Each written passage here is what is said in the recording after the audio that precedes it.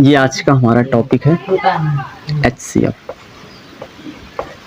ठीक है, अब देखिए HCF सीखने से पहले ना हम आपको एक शब्द सिखाएंगे, फैक्टर।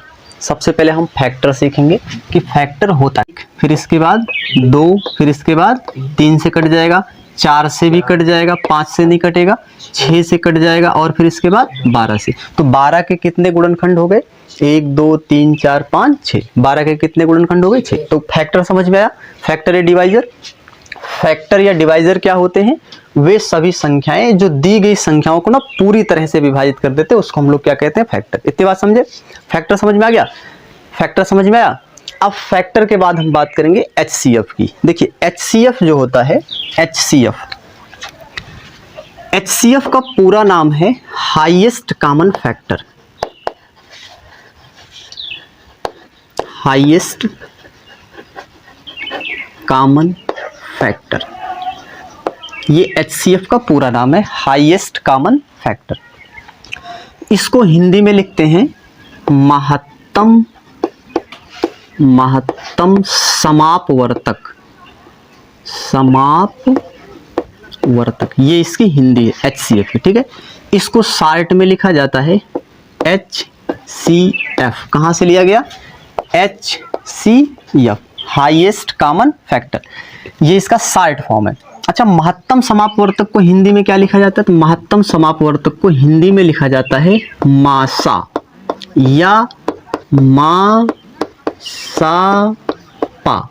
ये इसको हिंदी में लिखा जाता है शॉर्ट में। ठीक है, तो हाईएस्ट कॉमन फैक्टर जिसको हिंदी में कहते हैं महत्तम समापवर्तक, इसको हम लोग शॉर्ट में कहते हैं HCF और हिंदी में कहते हैं मासा या मासापा। ठीक है, अच्छा, इसके कुछ और भी नाम हैं। महत्तम समापवर्तक के कुछ और भी नाम हैं, जैसे GCD।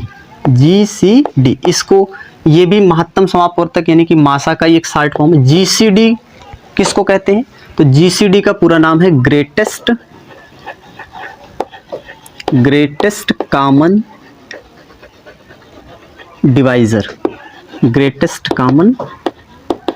डिवाइजर। इसका दूसरा और भी नाम है GCF, ग्रेटेस्ट कॉमन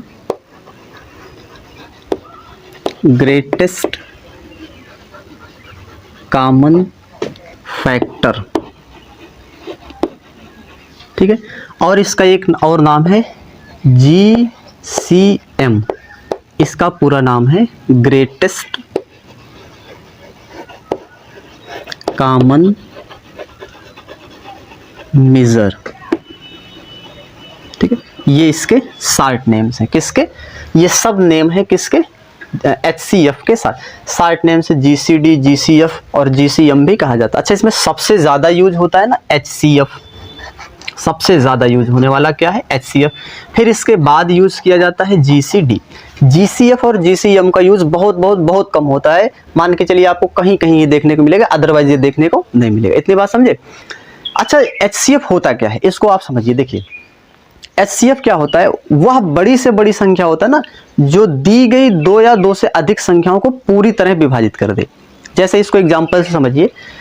जैसे मान लो हमने कहा आपको कि 4 और 8 का HCF बताइए। ठीक, तो आप ऐसी संख्या सोचिए, वो बड़ी से बड़ी संख्या सोचिए जो 4 को भी पूरी तरह विभाजित कर दे, डिवाइड कर दे, 8 को भी पूरी तरह विभाजित कर दे, काट दे।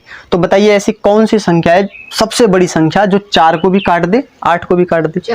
तो आप अगर ये सोचो, एक भी काट देगा इन दोनों को, एक भी 4 को काट देगा, 8 को काट देगा, 2 भी 4 को काट देगा, 8 को काट देगा, 4 भी 4 को काट देगा और 8 को काट देगा। क्या इससे भी कोई बड़ी संख्या है जो दोनों को काट देगी? नहीं। कि हो सकती है? नहीं।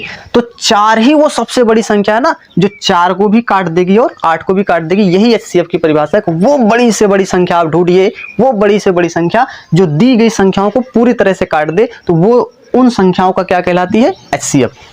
तो अगर हम आपसे कहें कि यहाँ HCF देखो लिखा कैसे जाता है, HCF ऑफ 4, 8, यानी कि 4 और 8 का HCF कितना है, तो आप कहेंगे यहाँ पर 4 और 8 का HCF कितना है 4, क्योंकि 4 ही वो बड़ी से बड़ी संख्या है जो 4 को भी काट रही है पूरी तरह से और 8 भी।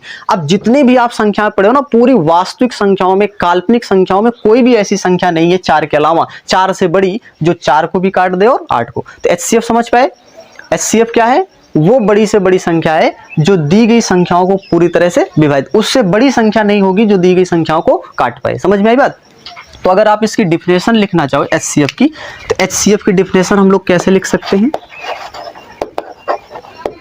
इसकी डिफिनेशन अगर आप लिखना चाहो परिभाषा, तो इसकी आप परिभाषा कैसे लिखोगे,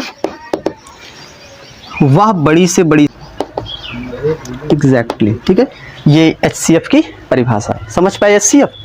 अब आप लोग पहले इतना नोट कर लीजिए, तब हम आपको आगे बताते हैं। जैसे मान लो अगर हम आपसे कहें कि हमारे पास में 2 नंबर्स हैं और उसका HCF 16 है, तो इससे आप क्या समझोगे बताइए। जैसे हम कह दें कि हमारे पास में 2 नंबर है और उसका HCF 16 है, तो यहाँ से क्या निष्कर्ष निकालोगे, दोनों नंबर को सबसे हाईएस्ट काटने वाला 16 है। हाँ, मतलब 16 ही वो नंबर है, वो सबसे बड़ी संख्या है जो उन दोनों नंबर को काटेगी, इससे बड़ी हमको कोई संख्या नहीं मिली। इससे छोटी संख्याएं मिल सकती है लेकिन इससे बड़ी नहीं। अब हम लोग सीखेंगे ना कि HCF निकालने के मेथड्स कितने हैं। तो HCF निकालने के 4 मेथड्स हम आपको